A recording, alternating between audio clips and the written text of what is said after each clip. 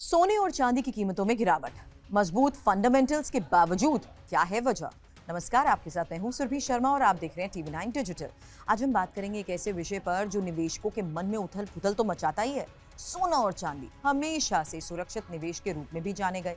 इन दोनों की कीमतों में गिरावट का जिस तरीके से दौर दिखता है, सवाल उठता है, इनके फंडामेंटल्स इतने मजबूत हैं तो आखिर कीमतें गिर क्यों जाती हैं? ये गिरावट अस्थायी है या लंबे समय तक चलेगी?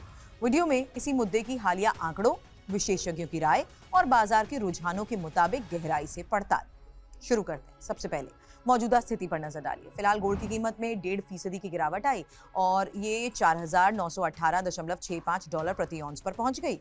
एक समय तो इसमें 2% से ज्यादा की गिरावट देखी गई थी। इसी तरह यूएस गोल्ड फ्यूचर्स अप्रैल की डिलीवरी में 2.2% की कमी आई और ये $4,937 प्रति ऑन्स पर बंद हुआ। भारत में मल्टी कमोडिटी एक्सचेंज पर गोल्ड फ्यूचर्स 1.14% गिरकर 1,53,000 रुपए प्रति 10 ग्राम पर पहुंचा, जबकि सिल्वर फ्यूचर्स में 2.78% की गिरावट के साथ ये 2,33,010 रुपए प्रति किलोग्राम पर आया। कीमतें एक सप्ताह के निचले स्तर पर आई, जिससे निवेशकों में अनिश्चितता बढ़ गई। सवाल उठा कि फंडामेंटल्स मजबूत होने के बावजूद गिरावट क्यों? विशेषज्ञ मानते हैं मुख्य 3 वजह। पहली, अमेरिकी डॉलर की मजबूती। जब डॉलर मजबूत होता है, अन्य मुद्राओं वाले निवेशकों के लिए सोना महंगा पड़ता है, जिससे मांग घटती है और कीमतें गिरती है। दूसरी, भू राजनीतिक तनाव में कमी के संकेत। हाल के दिनों में वैश्विक स्तर पर कुछ तनाव कम हुआ, जिससे सोने चांदी जैसे सुरक्षित आश्रय वाली संपत्तियों की अपील घट रही है। तीसरी, सबसे महत्वपूर्ण, अमेरिकी फेडरल रिजर्व की नीति में अनिश्चितता।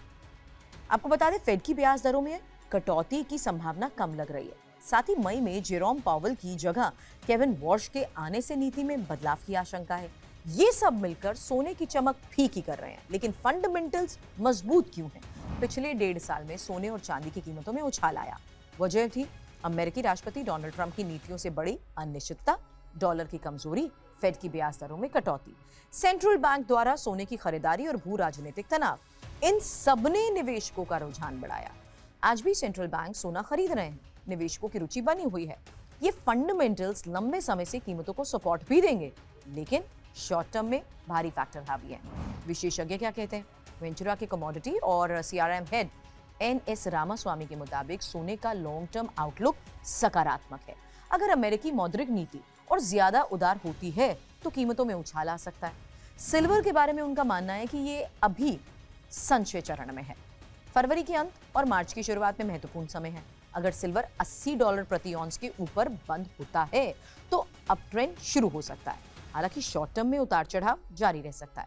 रामास्वामी की राय यह है कि बाजार की संरचना से लगता है कि कीमतें ऊपर की ओर जा सकती हैं, लेकिन फेड की नीति पर निर्भर करेगा। निष्कर्ष क्या है? शॉर्ट टर्म में गिरावट जारी रह सकती है, लेकिन फंडामेंटल्स मजबूत होने से लॉन्ग टर्म में रिकवरी की उम्मीद है। निवेशकों को सतर्क रहना चाहिए, क्योंकि बाजार की खबरों पर नजर तो रखेंगे ही, साथ ही डॉलर इंडेक्स और फेड की मीटिंग्स को भी ट्रैक करें। अगर आप सोने या चांदी में निवेश कर रहे हैं तो लॉन्ग टर्म व्यू रखें, उतार चढ़ाव से घबराएं नहीं। अगर ये जानकारी आपको उपयोगी लगती है तो वीडियो को लाइक जरूर करें और चैनल को करें सब्सक्राइब। कोई सवाल हो तो कमेंट में हमसे जुड़िए और देश और दुनिया की तमाम बड़ी खबरों का लेटेस्ट अपडेट देखिए TV9 डिजिटल पर।